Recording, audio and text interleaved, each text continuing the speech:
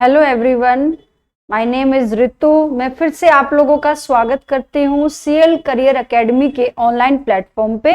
तो आज हम अपने ह्यूमन रिप्रोडक्शन चैप्टर के पार्ट 2 वीडियो को कंप्लीट करेंगे। इसके जो रिमेनिंग क्वेश्चंस थे बच्चे, आज उनको कंप्लीट करते हैं। तो हम क्वेश्चन नंबर 22 पर आ गए थे। क्वेश्चन नंबर 22 क्या है?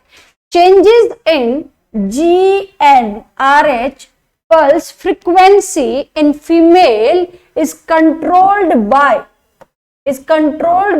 circulating levels। अब इसमें GnRH क्या है बच्चों? जो हाइपोथैलेमस होता है, हाइपोथैलेमस रीजन से रिलीजिंग हार्मोन रिलीज होते हैं, जिसका नाम यहां पर हम लिख रहे हैं GnRH, दैट इज हाइपोथैलेमस। ठीक है, अब यहां से GnRH रिलीज होगा और यहां से ये पिट्यूटरी के एंटीरियर पोर्शन को, ये पिट्यूटरी है, ये इसका एंटीरियर पोर्शन है और ये इसका पोस्टीरियर पोर्शन है प्यारे बच्चों। ठीक है, तो एंटीरियर पर एक्ट करेगा GnRH और यहां से रिलीज करेगा LH एंड FSH। ठीक है, तो पहली बात तो हमें ये लर्न रखनी है, LH FSH गोनाडोट्रोफिन हार्मोन है। तो what is the full form of GnRH? Gonadotrophin releasing hormone. तो इसने किस पर काम किया? LH और FSH को सिक्रीट किया एंटीरियर पिट्यूटरी को स्टिमुलेट करा के। Is that clear? तो यहां पर पल्स फ्रीक्वेंसी क्या चेंजेस आते हैं फीमेल्स में, किस चीज का लेवल ये बढ़ता है? तो LH और FSH के अलावा यहां पर और कौन से हार्मोन्स की फ्रीक्वेंसी की वजह से चेंज आएगा?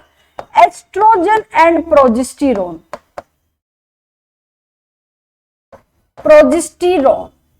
Is that clear?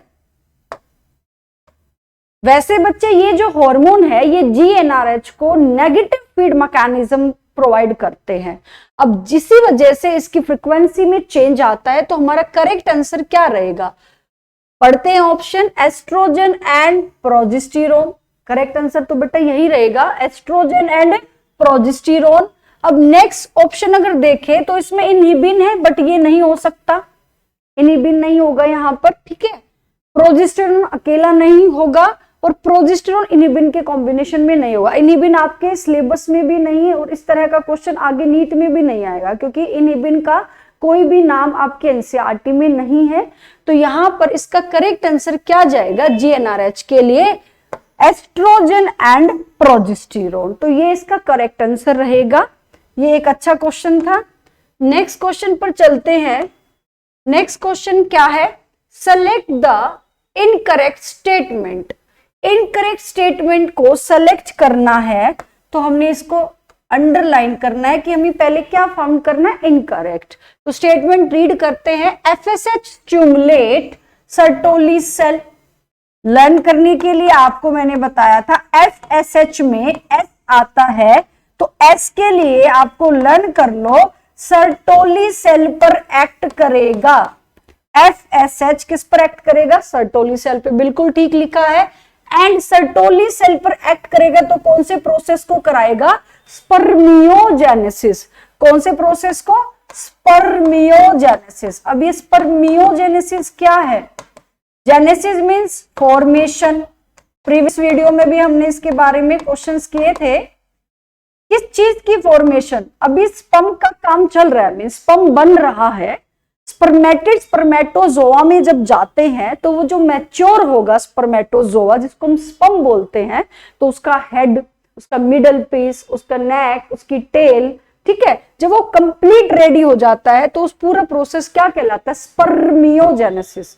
यहां पर याद रखना है, यहां स्पर्मेटोजेनेसिस नहीं आएगा। स्पर्मेटोजेनेसिस होता है मेल जर्म सेल से स्पर्म तक बनने का पूरा प्रोसेस, बट इसका एक पार्ट क्या है? स्पर्मियोजेनेसिस। कि स्पर्म बनने के लिए, वो मैच्योर होने के लिए कौन सी फेज से निकल रहा है? स्पर्मेटिड से स्पर्मेटोजोआ में जा रहा है। तो उसको सर्टोली सेल पर क्यों एक्ट करना है? क्योंकि उसको सर्टोली सेल उसको क्या देगी? नरिश करेगी। क्या करेगी? नरिश करेगी। इसलिए पहली स्टेटमेंट तो करेक्ट बनती है। LH triggers the ovulation in ovary, ये भी बिल्कुल ठीक है। ओव्यूलेशन को लीड करता है LH। अगर LH का लेवल, यहां पर हम देखते हैं LH का लेवल इंक्रीज हो जाता है eight 14th day, 14th day पर।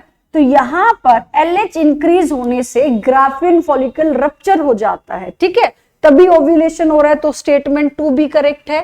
LH and FSH decrease gradually during the follicular phase, ये स्टेटमेंट गलत है बेटा, ये बिल्कुल गलत है।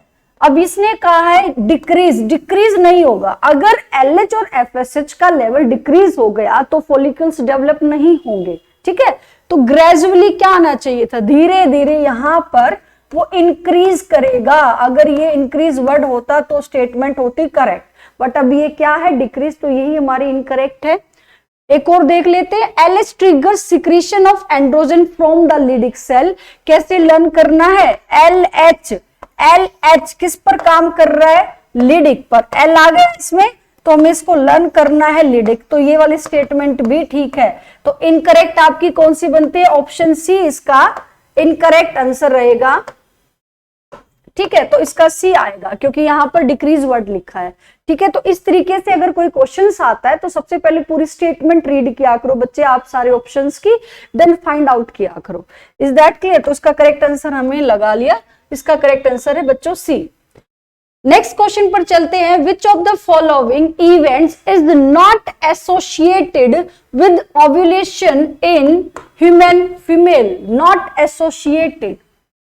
कौन से ऐसे इवेंट है जो फीमेल के अंदर ओव्यूलेशन से एसोसिएट नहीं हो रहे हैं? तो सबसे पहले देख लेते हैं, full development of graphene follicle. Obviously graphene follicle जब पूरा बन जाता है तभी तो उसका रप्चर होके ओव्यूलेशन लीड कर रहा है, ठीक है, एग निकल रहा है। Release of secondary oocyte, secondary oocyte बिल्कुल ठीक है ये भी। LH सर्ज भी इसके लिए रिस्पॉन्सिबल है। LH सर्ज क्या है, सर्ज का मतलब यहां पर है ब्रस्टिंग। जब कोई चीज कंप्लीटली मैच्योर हो जाती है तो एकदम से फट जाती है। तो जब LH का लेवल बिल्कुल, LH यहां पर, ये LH का भी है और दूसरा हम यहां FSH का भी कर रहे हैं, ठीक है। ये दोनों लेवल, यहां पर LH का लेवल जब इंक्रीज हो जाता है, रैपिड सिक्रीशन हो रहा है LH का, तो यहां पर LH सर्ज होगा। तो ये स्टेटमेंट भी ठीक है, ये भी ठीक है। अब कौन सी गलत है बेटा, डिक्रीज इन एस्ट्राडियोल, ये गलत है। Oestradiol means group of oestrogen ही हो गया, एक तरीका का स्टीरॉयड हार्मोन है ये। तो यहां पर एस्ट्रोजन का लेवल भी मेंटेन होता है, ये एस्ट्रोजन है, ठीक है। तो यहां पर बच्चे ओवरियन जो हार्मोन है ये हमारे पिट्यूटरी हार्मोन है, LH और FSH, ये ओवरियन हार्मोन है। ये तीनों ही मेंटेन करके रखते हैं ओव्यूलेटरी पीरियड तक, इन तीनों की पीक हाई हो जाती है। Is that clear? तो एस्ट्राडियोल डिक्रीज नहीं होगा। एस्ट्राडियोल अगर आपको दिक्कत दे रहा है तो ऑप्शन में एस्ट्रोजन आप जरूर देख लेना। हो सकता है एस्ट्राडियोल अब की बार ना आए क्योंकि NCERT में 11th में है ये टर्म, 12th से रिलेटेड नहीं, मे भी ये टर्म आ जाती है, इसलिए हमने इसको, इस क्वेश्चन को लिया है, ठीक है। तो एस्ट्राडियोल एक तरीके से एस्ट्रोजन के ही बारे में बात करें तो एस्ट्रोजन डिक्रीज नहीं होना चाहिए। अगर वो डिक्रीज होगा तो ओव्यूलेटरी फेज में पॉसिबिलिटी नहीं है कि ग्राफिन फॉलिकल रप्चर होगा। Is that clear? तो इन तीनों का तालमेल बना रहता है, LH का, FSH का और एस्ट्रोजन का। Is that clear? ठीक है, तो उसका करेक्ट आंसर जाएगा बच्चों डी जाएगा इसका करेक्ट आंसर। नेक्स्ट क्वेश्चन पर चलते हैं, menstrual flow occurs due to lack of, menstrual flow occurs due to lack of पूछा है। अब lack of क्या है, मेंस्ट्रुअल तब होगा जब कोई प्रेगनेंसी अचीव नहीं होगी। Is that clear? Means sperm और एग का फर्टिलाइजेशन नहीं हुआ है, अनफर्टिलाइज्ड है वो एग, तभी मेंस्ट्रुएशन हो रहा है। तो मेंस्ट्रुअल फ्लो क्या होता है, एंडोमेट्रियम का ब्रेकडाउन होता है, ये यूट्रस, ओवरी, ये जो इसकी अंदर वाली लाइनिंग है एंडोमेट्रियम, इसका ब्रेकडाउन होगा, ब्लड वेसल्स रप्चर करेंगी और ब्लड एंड म्यूकस का फ्लो होगा, ठीक है, फ्लो ऑफ ब्लड, ठीक है। ये ब्रेक होने की वजह से ऐसा हो रहा है। ऐसा ये ब्रेक कब क्यों हुई, जब यहां पर अनफर्टिलाइज्ड, यहां एग ही नहीं पहुंचा है, अनफर्टिलाइज्ड एग कहां पड़ा है, ओवरी के अंदर पड़ा है, तो मेंस्ट्रुएशन हो गई। Is that clear? तो यहाँ पर फर्टिलाइजेशन हुआ ही नहीं है, इज दैट क्लियर? तो ये कह रहे लैक ऑफ कौन सा हार्मोन होगा, ऑप्शन पढ़ते हैं, वेसोप्रेसिन, वेसोप्रेसिन नहीं हो सकता, ये एडीएच हार्मोन है, एंटी डायूरेटिक, ठीक है, इसका कोई रोल नहीं है मेंस्ट्रुएशन से, तो इसका सीधा सीधा आंसर जाता है बच्चे प्रोजेस्टेरोन। एफएसएच भी नहीं है, ऑक्सीटोसिन भी नहीं है, क्योंकि ये तो मिल्क इंजेक्शन में और फीटल इंजेक्शन में काम करेगा, तो इसका करेक्ट आंसर है बच्चे प्रोजेस्टेरोन। इसीलिए अगर मेंस्ट्रुएशन नहीं हो रहा तो may be indicative of pregnancy है, not always but may be indicative of pregnancy है, तो इसका आंसर जाएगा प्रोजेस्टेरोन। नेक्स्ट चलते हैं, question number 26, the main function of mammalian corpus luteum is produce. Corpus luteum कब बनता है? जब ग्राफियन फॉलिकल रप्चर करेगा। अब ग्राफियन फॉलिकल जब रप्चर कर रहा है, ये सेकेंडरी oocyte, ये एंट्रम है, ये पूरी की पूरी क्या है बच्चे, एंट्रम है, इसमें फ्लूइड फिल्ड है, ये पूरी की पूरी क्या है, यहां पर एंट्रम बना रही हूं मैं। एक ग्राफियन फॉलिकल का स्ट्रक्चर अगर हम देखते हैं तो ग्राफियन फॉलिकल में क्या होता है, ठीक है, तो ये है एंट्रम, एंट्रम। अगर हम इसके बाहर की लेयर देखें तो ये बहुत सारी ऐसे ग्रैन्युलोसा सेल्स होती है, थिक्का एक्सटर्ना, थिक्का इंटरना, ऐसे ये बहुत सारी ग्रैन्युलोसा की सेल्स हैं। अब बच्चे कहते हैं कि क्या मैम यहाँ थिक्का इंटरना, यस, टर्चरी फॉलिकल में ही थिक्का जो है वो इंटरना और एक्सटर्ना में चली जाती है, तो ये हमने बना लिया एक इंटरना और बाहर वाली हमारी एक्सटर्ना, ठीक है, ये ग्राफियन फॉलिकल हम बना रहे हैं। और ये क्या है बच्चे, इसके अंदर ये सेकेंडरी oocyte है, क्योंकि अभी सेकेंडरी oocyte के अंदर मियोसिस 2 कंप्लीट नहीं हुई है, तो यहाँ पर ये सेकेंडरी oocyte है, इज दैट क्लियर?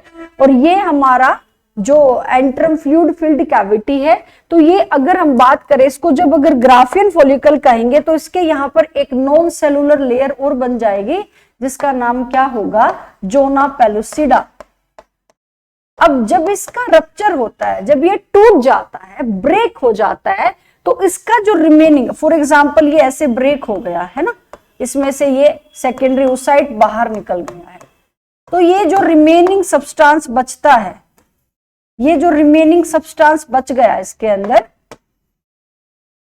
इस रिमेनिंग सब्सटेंस को अब हम क्या नाम देंगे, कॉर्पस ल्यूटियम नाम देंगे, कॉर्पस ल्यूटियम। इसमें ल्यूटीन पिगमेंट होता है जो इसको येलो कलर दे रहा है, तो कॉर्पस ल्यूटियम क्या है, रिमेनेंट्स ऑफ ग्राफियन फॉलिकल है। अगर आपसे पूछा जाए जब ग्राफियन फॉलिकल टूट जाता है तब बनता है, तो कॉर्पस ल्यूटियम आ गया है, तो वो क्या रिलीज करेगा, प्रेगनेंसी हार्मोन प्रोजेस्टेरोन। कैसे लर्न करना है, पी वर्ड आ गया है तो लिख लेना प्यारे बच्चों, प्रेगनेंसी हार्मोन है प्रोजेस्टेरोन, जिसको कॉर्पस ल्यूटियम बना रहा है, इज दैट क्लियर? तो इसका करेक्ट आंसर ऑब्वियसली क्या रहेगा बच्चों, प्रोजेस्टेरोन ही रहेगा, यानी सी ऑप्शन है इसका, ठीक है। तो जिसको ये ग्राफियन फॉलिकल का अगर डायग्राम नहीं था वो समझ में भी आ गया होगा, क्लियर हो गया होगा इस डायग्राम से आपको कि ग्राफियन फॉलिकल की हमें क्या क्या नजर आता है। अब फर्टिलाइजेशन और इम्प्लांटेशन टॉपिक से रिलेटेड क्वेश्चंस कर लेते हैं। एसर्शन रीजन दिया गया है, endometrium is necessary for implantation of blastocyst. Endometrium क्या है, इनर लाइनिंग ऑफ यूट्रस है, बिल्कुल करेक्ट है। अब यूट्रस की इनर लाइनिंग पर ही ब्लास्टोसिस्ट आकर अटैच होता है, उसकी अटैचमेंट को ही क्या बोलते हैं, implantation, attachment of blastocyst with the uterine wall. अब यूट्राइन वॉल क्या, एंडोमेट्रियम।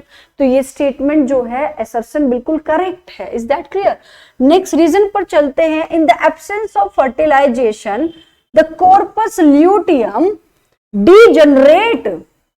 अगर फर्टिलाइजेशन नहीं होगा, फर्टिलाइजेशन नहीं हो रहा, तभी कॉर्पस ल्यूटियम क्या कर रहा है, डीजनरेट कर रहा है, बिल्कुल ठीक लिखा है। Causes disintegration of endometrium. अब ये स्टेटमेंट तो करेक्ट है प्यारे बच्चों, बट इसके साथ कोई भी तालमेल नहीं मिल रहा है। तो असर्शन रीजन दोनों ही ट्रू है।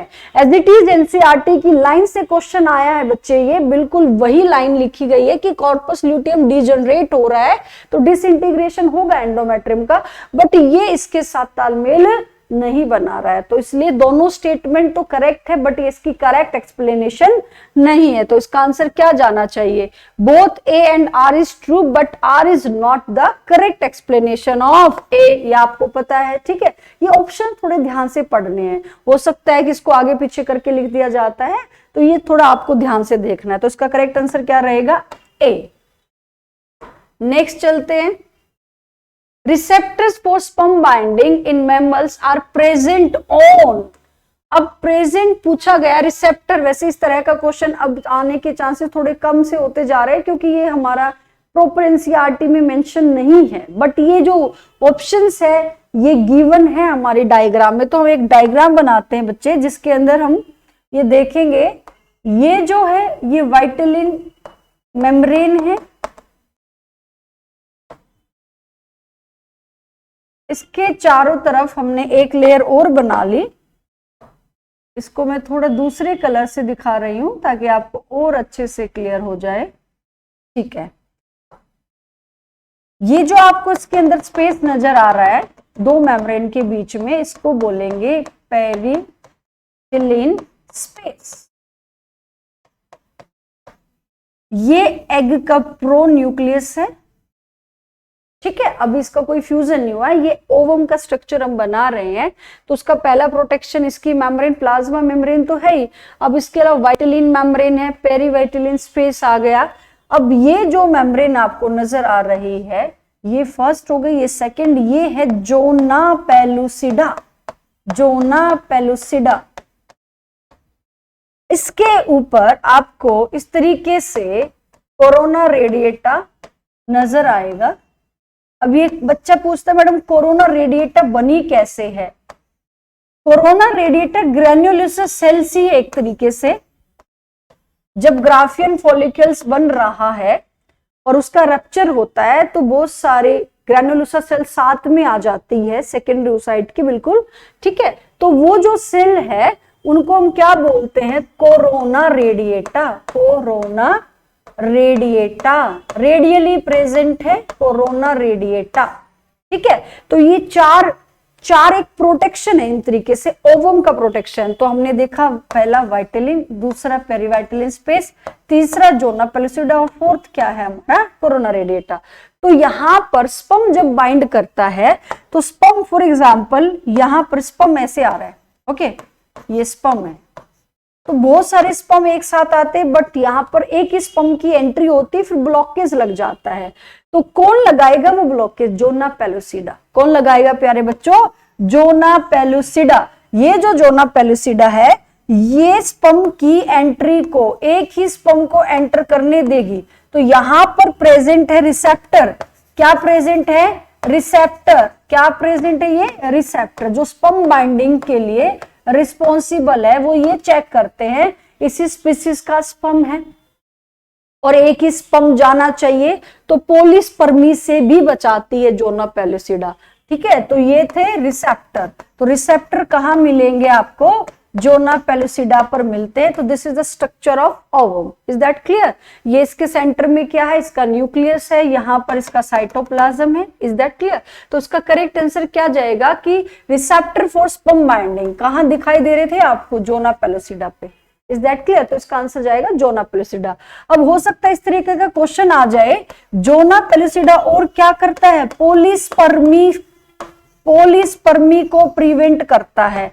प्रिवेंट पोलिस्पर्मी, एक से ज्यादा स्पर्म की एंट्री नहीं होने देता। Is that clear? तो ब्लॉक कर देता है, ये एक ही स्पर्म को एंटर करने देता है, ठीक है। तो हम आगे चलते हैं। इसका करेक्ट हमें पता चल गया प्यारे बच्चों, जोना पेलुसिडा है, ठीक है। नेक्स्ट क्वेश्चन पर चलते हैं।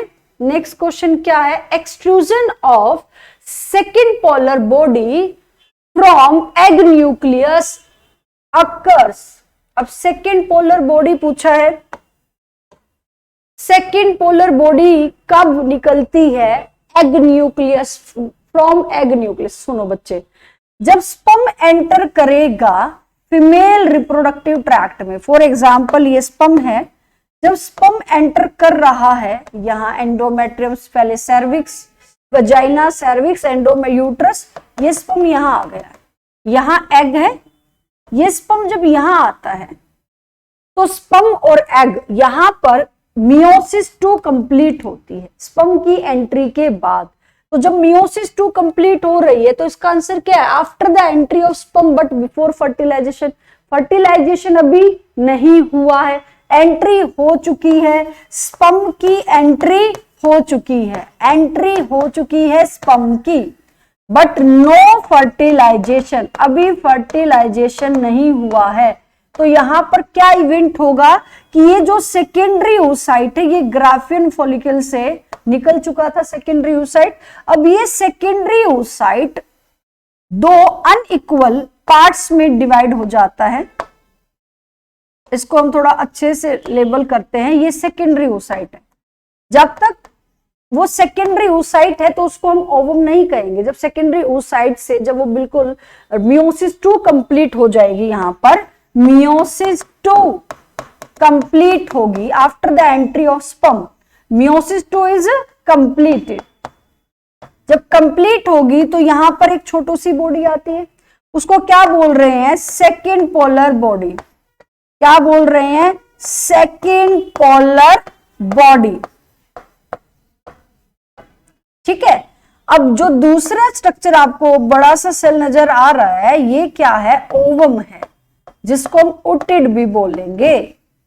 ठीक है, तो ये काम कब हुआ? जब स्पर्म एंटर किया, ये स्पर्म जब यहां पहुंचा बट फर्टिलाइजेशन नहीं हुई, उससे पहले ये सेकेंडरी oocyte मियोसिस 2 को पूरा करेगा और एक छोटी बॉडी बनाएगा जिसको हमने क्या बोला है? सेकेंड पोलर बॉडी, और एक बनेगा ओवम जिसका सेल जो है लार्ज होगा, साइटोप्लाज्म ज्यादा होगा। ठीक है, सेकेंड पोलर बॉडी डीजनरेट हो जाएगी, इसके पास साइटोप्लाज्म है नहीं, ये डाई कर जाएगी। ठीक है, तो आपका इसका करेक्ट आंसर क्या जाएगा? After the entry of sperm but before fertilisation. ठीक है, तो ये ऑप्शन आपको ध्यान से देखने हैं, ये आएगा इसका करेक्ट आंसर। आफ्टर फर्टिलाइजेशन बिल्कुल नहीं हो सकता था, before entry of sperm into ovum.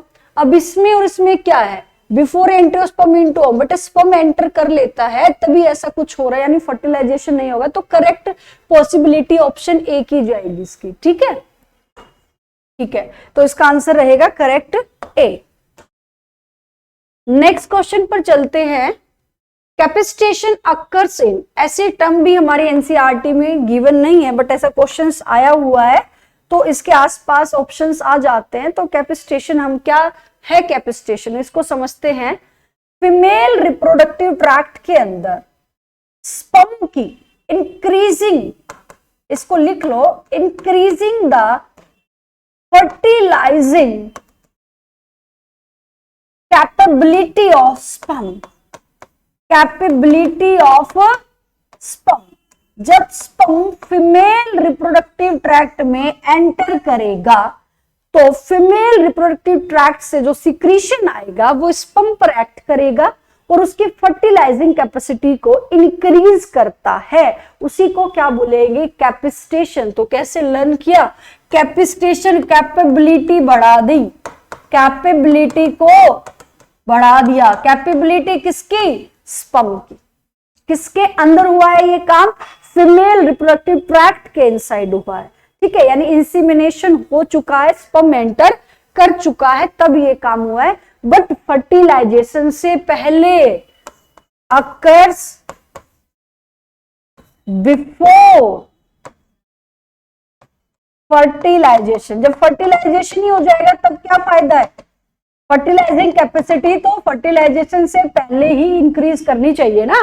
तो कैपेसिटेशन अकर बिफोर फर्टिलाइजेशन, तो इसका आंसर क्या रहेगा कि कैपेसिटेशन कहां होता है? अगर ऐसे पूछे कहां होता है तो फीमेल रिप्रोडक्टिव ट्रैक्ट में होता है। क्या है इसका फंक्शन? इंक्रीज करना फर्टिलाइजिंग कैपेसिटी। कब होगा? Before fertilisation. तो एक ही पार्ट से हमने 3-4 क्वेश्चंस को देख लिया है, तो ये आप इसको एनसीईआरटी में कहीं मार्क कर लेना कि कैपेसिटेशन कहां होता है, कब होता है और किस लिए हो रहा है। Is that clear? तो इसका करेक्ट आंसर है फीमेल रिप्रोडक्टिव सिस्टम या फीमेल रिप्रोडक्टिव ट्रैक्ट। नेक्स्ट है fertilisation in human is practically feasible only if. Fertilisation जो है प्रैक्टिकली फिजिबल कब होगा, सुनिएगा।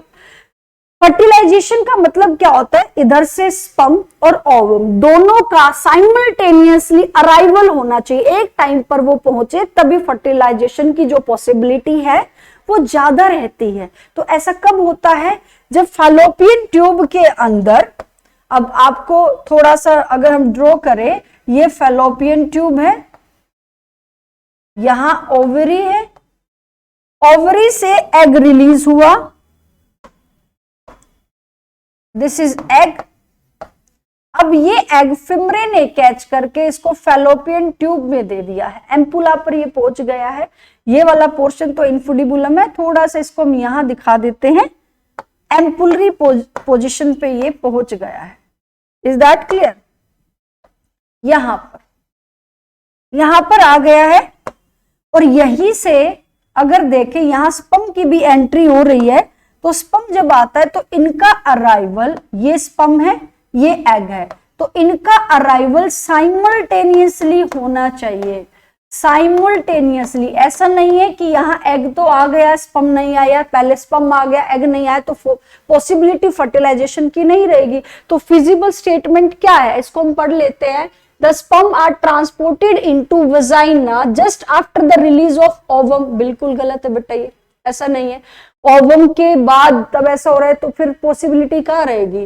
Ovum and sperm are transported simultaneously, हाँ ये ठीक है, टू एम्पुलरी इस्थमिक जंक्शन, बिल्कुल करेक्ट कहा है इसने, ampullary isthmic junction of Fallopian tube.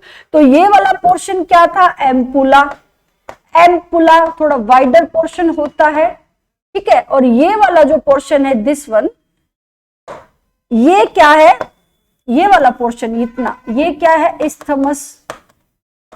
तो क्या बन गया, एम्पुलरी इस्थमिक जंक्शन पर स्पर्म और एग का अराइवल साइमल्टेनियसली होगा, तो ये प्रैक्टिकली फिजिबल होगा, फर्टिलाइजेशन होगा ही होगा। Is that clear? तो इसीलिए यहाँ पे एक स्टेटमेंट बनती है, no all copulation lead fertilisation and pregnancy. तो इस लाइन को आप अंडरलाइन करना एनसीईआरटी में, कि सभी की सभी कॉपुलेशन जरूरी नहीं कि फर्टिलाइजेशन और प्रेगनेंसी को अचीव कराए। फर्टिलाइजेशन तभी पॉसिबल है जब स्पर्म का और एग का फ्यूजन होगा, उनका सेम टाइम पर साइमल्टेनियसली उनका मीटिंग होगी। Is that clear? तो इसका करेक्ट आंसर बी ही रहेगा। सी इसलिए नहीं है कि उसने सर्विक्स का पार्ट बोल दिया है, जबकि एम्पुला और इस्थमस तो फैलोपियन ट्यूब का पार्ट रहता है, ठीक है, तो उसका करेक्ट आंसर बेटा बी रहेगा। Is that clear? नेक्स्ट चलते हैं, in human female meiosis 2 is not completed. अभी मैंने आपको कराया था, यहां से oogenesis से क्वेश्चन हमेशा रहे हैं। गैमेटोजेनेसिस का कोई भी टॉपिक उठ लो आप, स्पर्मेटो वाला कर लो, स्पर्मेटोजेनेसिस या oogenesis, पक्का नीट में आएगा बच्चे ऐसा क्वेश्चन, ठीक है। तो यहां पूछा गया मियोसिस 2 इज नॉट कंप्लीट, कब तक कंप्लीट नहीं होगी, जब तक कि फर्टिलाइजेशन नहीं होगा, स्पर्म की एंट्री नहीं होगी। स्पर्म एंटर करेगा और वो फर्टिलाइजेशन के लिए रिस्पॉन्सिबल है, तभी ऐसा होगा। तो इसका करेक्ट आंसर क्या रहेगा, फर्टिलाइजेशन। ये बिल्कुल नहीं हो सकते तीनों के तीनों ऑप्शन, ठीक है। तो उसमें पूछा था इज नॉट कंप्लीट, कब तक नहीं होगी, अंटिल जब तक फर्टिलाइजेशन नहीं होगा। Is that clear? तो इसका करेक्ट आंसर है फर्टिलाइजेशन। नेक्स्ट चलते हैं, प्रेगनेंसी और एम्ब्रियोनिक डेवलपमेंट से रिलेटेड है ये questions. Which of the following secrete the hormone relaxin during the later phase of pregnancy? Pregnancy achieve हो चुकी है, ठीक है। अब यहां पर उसके लेटर फेज की बात कर रहा है, तो यहां पर रिलैक्सिन नाम का हार्मोन रिलीज करती है ओवरी। आपके एनसीईआरटी में लिखा है relaxin is release in later phase of pregnancy bye ovary. But अब देखो क्वेश्चन 2021 में, ज्यादा पुराना नहीं है, ओवरीज में ऑप्शन है नहीं, कॉर्पस ल्यूटियम, फीटस, यूट्रस और ग्राफिन फॉलिकल। तो इसका आंसर क्या बनता है बच्चे, कॉर्पस ल्यूटियम आएगा इसका। कॉर्पस ल्यूटियम जो है वो लेटर फेज ऑफ प्रेगनेंसी में रिलैक्सिन को रिलीज करने में मदद करता है। अब आप कहोगे मैम ओवरी आए तो हम ओवरी को लगाएंगे, ऑप्शन ओवरी रहेगा। ठीक है, अब ओवरी के अंदर ही तो ग्राफिन फॉलिकल जिसमें कॉर्पस ल्यूटियम ऐसा है। अब ग्राफिन फॉलिकल क्यों नहीं ले रहे, क्योंकि ग्राफिन फॉलिकल तो अभी उसमें सेकेंडरी oocyte है। Is that clear? तो रिलैक्सिन, अब प्रेगनेंसी तो हो चुकी है ना, प्रेगनेंसी तो हो चुकी है, लेटर फेज की बात कर रहे हैं तो कॉर्पस ल्यूटियम आएगा बच्चे इसका answer. Is that clear? Ovary अगर ऑप्शन में है तो आप ओवरी क्लिक करोगे। ठीक है, match the following columns and select the correct option. अब देखो ये क्या है, फर्स्ट हमारा पूछा गया है प्लेसेंटा। प्लेसेंटा की अगर हम बात करें, थोड़ा सा हम इसको ड्रॉ करें, तो यहां पर ये डेवलपिंग फीटस है, ये मदर की वॉर्म है, और इस पे ऐसे फिंगर लाइक अपीयरेंस बन जाते हैं जिसको कोरियोनिक विलाई बोलते हैं। ये ट्रोफोब्लास्ट की लेयर पे बन रही है फिंगर लाइक अपीयरेंस। ठीक है, अब यहां पर ये मैटरनल, इसको मैं दिखाती हूं थोड़ा दूसरे कलर से, ये मैटरनल बॉडी है ना, इसके साथ इंटरडिजिटेड बिल्कुल ऐसे फंसा हुआ है, ये पूरा का पूरा स्ट्रक्चर, ये वाला पार्ट, पूरा पार्ट बेटा, ये पूरा प्रोटेक्शन मिल रहा है ना इसको, यही क्या है, प्लेसेंटा है। तो प्लेसेंटा का काम क्या है, प्लेसेंटा एक एंडोक्राइन टिश्यू भी है। अब एंडोक्राइन ग्लैंड की तरह एक्ट करेगा तो हार्मोन रिलीज करेगा, HCG, HPL रिलीज कर रहा है, एस्ट्रोजन प्रोजेस्टेरोन भी रिलीज कर रहा है। तो प्लेसेंटा क्या है, rather than oxygen delivery, waste of removal of waste, इसके अलावा ये एंडोक्राइन भी काम करेगा। ठीक है, तो एंडोक्राइन काम करेगा तो इसका आंसर क्या रहना चाहिए, प्लेसेंटा रिलीज HCG, ये है इसके लिए करेक्ट ऑप्शन। ठीक है, ये है जोना पेलुसिडा, अभी हमने बात की थी, लेयर ऑफ, क्या है zona pellucida, layer of ovum. ठीक है, बुल्बो यूरिथ्रल ग्लैंड क्या करती है, लुब्रिकेशन में मदद करती है, एक ऐसा सिक्रीशन देती है जो पेनिस के लिए लुब्रिकेट करेगा। लिडिक सेल, लिडिक जो सेल है, लिडिक सेल, वहां से एंड्रोजन रिलीज होगा, means testosterone, male sex hormone. तो इसका करेक्ट ऑप्शन हम मैच करके लगा सकते हैं इसका आंसर। ठीक है, तो ये हमारा फीटस था। तो डेवलपिंग फीटस के लिए यहां पर ये सारी जो चीजें हैं ये रिसीव करेगा with the help of umbilical cord. तो हमने देख लिया कि प्लेसेंटा का सच रोल क्या है, एज वेल एज इसका अगर ऑक्सीजन डिलीवरी है, साथ में removal of waste and nutrient को ट्रांसपोर्ट करना है, तो ये एंडोक्राइन भी काम करेगा। तो मेन पार्ट बाकी तो हमें सभी आता था ना, तो प्लेसेंटा जो है एक नया टॉपिक था इसके लिए, तो हमने इसको भी कर लिया इस क्वेश्चंस के थ्रू। नेक्स्ट है in human beings at the end of 12 weeks, 12 weeks means 3 months का टाइम बोल रहा है ये। ओके, फर्स्ट ट्राइमेस्टर को हम 3 मंथ्स का बोलते हैं, सेकेंड ट्राइमेस्टर जो है वो हमारा 6 मंथ का हो जाता है। वो पूछ रहा है कि प्रेगनेंसी के 12 वीक के एंड पर या फर्स्ट ट्राइमेस्टर के एंड पर कौन कौन सी डेवलपमेंट ऑब्जर्व होती है हमें डेवलपिंग फिटस के अंदर।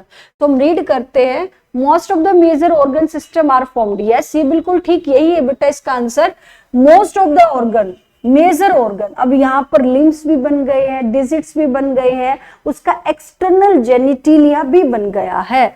तो बेटा ये वाला जो क्वेश्चन आया है 2020 के अंदर, हो सकता है ऐसा कोई क्वेश्चन आपको अब फिर देखने को मिले।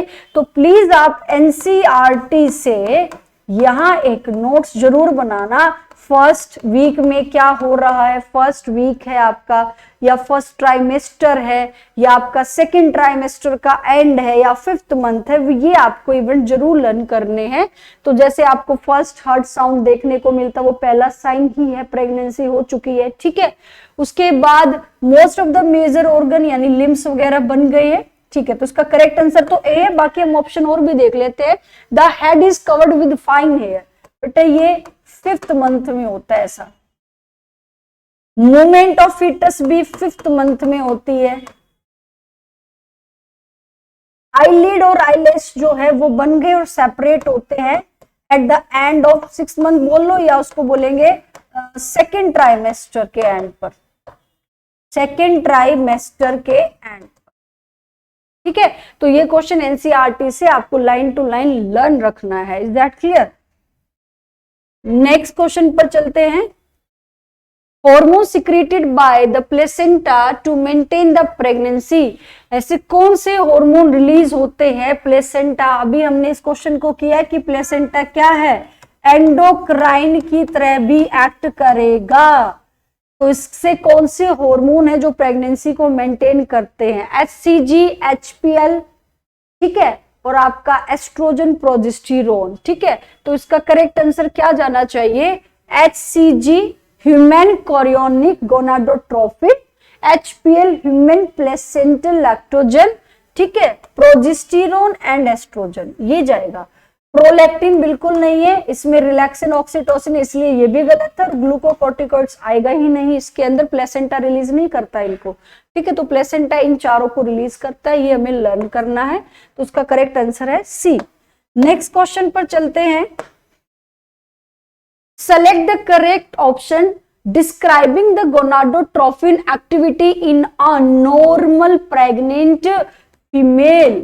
पूछा गया है अगर हम गोनाडोट्रोपिन की एक्टिविटी की बात करते हैं तो गोनाडोट्रोपिन क्या है? हमारा हार्मोन लेवल हो गए ना, गोनाडोट्रोपिन LH हो, FSH हो गया है, ये गोनाडोट्रोपिन ही है। तो नॉर्मल प्रेग्नेंट फीमेल के अंदर इनमें से कौन सी एक्टिविटी जो गोनाडोट्रोपिन को डिस्क्राइब कर रही है? अब वो फीमेल प्रेग्नेंट हो चुकी है, तो प्रेग्नेंट है तो मतलब उसमें HCG तो है ही। Is that clear?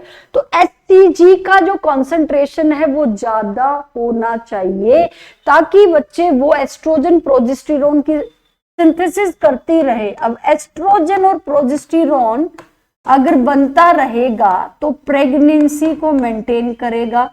और जो कॉर्पस ल्यूटियम टूट गया था, डिजनरेट हो रहा था, प्रेगनेंसी हो चुकी है तो उसको डिजनरेट होने से भी तो प्रॉपर मेंटेन करना है, तो HCG आएगा बच्चे इसका answer. High level of HCG stimulate the thickening of endometrium, ये नहीं होगा।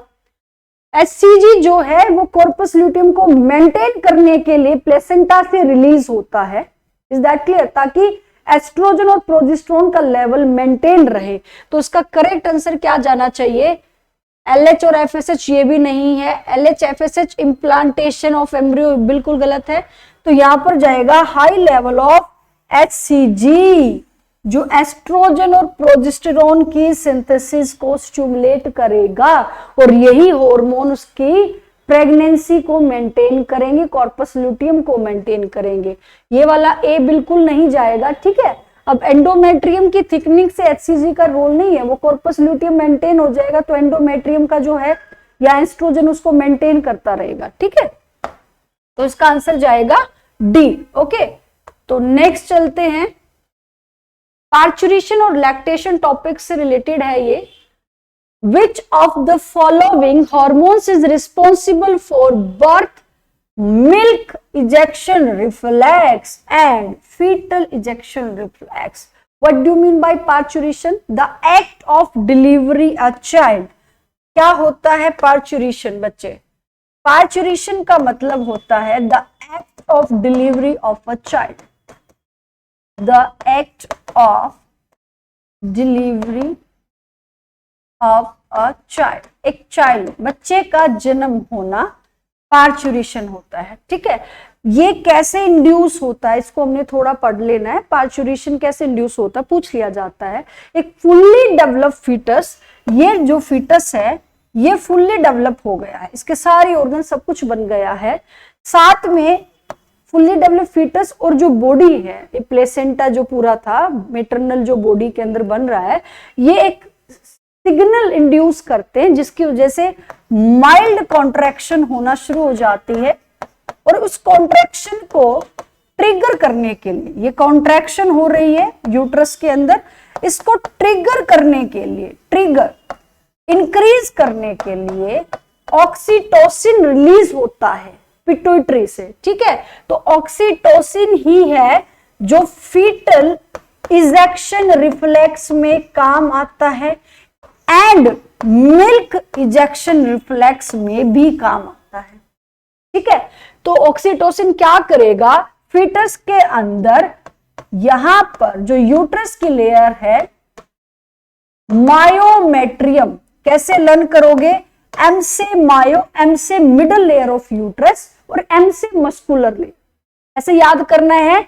एम से ही ये मस्कुलर है तो मस्कुलर कॉन्ट्रैक्शन बढ़ जाएगी, और एम से ही ये मिडल लेयर है किसकी? यूट्रस की, मिडल लेयर ऑफ यूट्रस। तो याद रखना बच्चे, ऐसे भी पूछा जा सकता है कि पार्चुरेशन में कौन सी लेयर यूट्रस की रिस्पॉन्सिबल है डिलीवरी के लिए? तो कॉन्ट्रैक्शन सबसे ज्यादा मायोमेट्रियम ही कर रहा है, एंडोमेट्रियम का यहाँ रोल है नहीं। पेरी प्रोटेक्शन कर रहा है तो बच क्या गया? मिडिल वाली मायोमेट्रियम। तो उस पे कौन सा हार्मोन काम करेगा? Oxytocin. Is that clear? Milk को भी एल्वियोलाई से रिलीज करा के ये सेल से ल्यूमेन में जाता है और लैक्टिफेरस डक्ट से बाहर निकलवाता है, ठीक है, इजेक्ट कराता है after the birth of a baby. Is that clear? तो इसका आंसर रहेगा ऑक्सीटोसिन। इसको हम बर्थ हार्मोन के नाम से जानते हैं। ऑक्सीटोसिन हमारा क्या है? Birth hormone. एक बार इसको फिर से मैं बता देती हूँ, ये मेंशन कर लेना बच्चे। इसको हम किस नाम से जानेंगे? Birth hormone. एनसीईआरटी में इसको लिख लो बच्चे, ये बर्थ हार्मोन है। Is that clear? Birth hormone बोलते हैं इसको। नेक्स्ट है, which of these not an important component of initiation of parturition in human? इनमें से कौन सा कंपोनेंट पार्चुरेशन के लिए इंपॉर्टेंट नहीं है? What do mean by parturition? The act of delivery a child. अब बच्चे का जन्म हो रहा है, उस दौरान इनमें से कौन सा कंपोनेंट जरूरी नहीं है? देखो, increase in oestrogen progesterone ratio, ये तो होनी ही चाहिए, ठीक है, पार्चुरेशन हो रहा है। सिंथेसिस ऑफ प्रोस्टाग्लैंडिन, ये भी है। रिलीज ऑफ ऑक्सीटोसिन, ये ट्रिगर करेगा, कॉन्ट्रैक्शन को बढ़ाएगा ना, लेबर पेन को इंड्यूस करेगा। तो क्या आएगा इसमें? रिलीज ऑफ प्रोलैक्टिन, इसका कोई रोल नहीं है। प्रोलैक्टिन का पार्चुरेशन के दौरान अभी कोई रोल नहीं है, तो इसका कंपोनेंट क्या नहीं है? प्रोलैक्टिन नहीं है, ठीक है। तो इसका करेक्ट आंसर रहेगा बच्चे डी।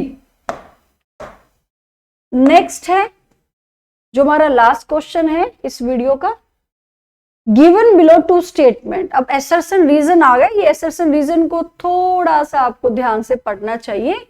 अब एसर्शन क्या बोल रहा है? During the pregnancy the level of thyroxine is increase in the maternal blood. Thyroxine का लेवल भी इंक्रीज होता है मेटरनल ब्लड में, ताकि यहां पर बेसल मेटाबॉलिक रेट मेंटेन रहे।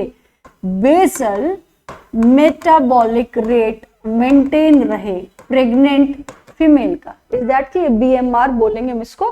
Pregnancy is characterised by metabolic changes in the mother. Yes, जब प्रेगनेंसी होती है तो उसके अंदर कुछ मेटाबॉलिक चेंजेस आते हैं, तो यहाँ पर बच्चे कोर्टिसोल वगैरह भी होता है, ठीक है, ग्लूकोकोर्टिकोइड्स जो है वो यहाँ पर मेंटेन करता है, थायरोक्सिन हो गया, ठीक है। तो ये क्या कह रहा है? क्या ये दोनों स्टेटमेंट करेक्ट है? बिल्कुल करेक्ट है, दोनों ही स्टेटमेंट करेक्ट है, और ये इसकी करेक्ट एक्सप्लेनेशन भी है, ठीक है। तो करेक्ट एक्सप्लेनेशन है तो हम इसका एक ऑप्शन चूज करेंगे। Both A R correct and R is the correct explanation of A. तो इसका आंसर रहेगा बच्चे बी। Is that clear?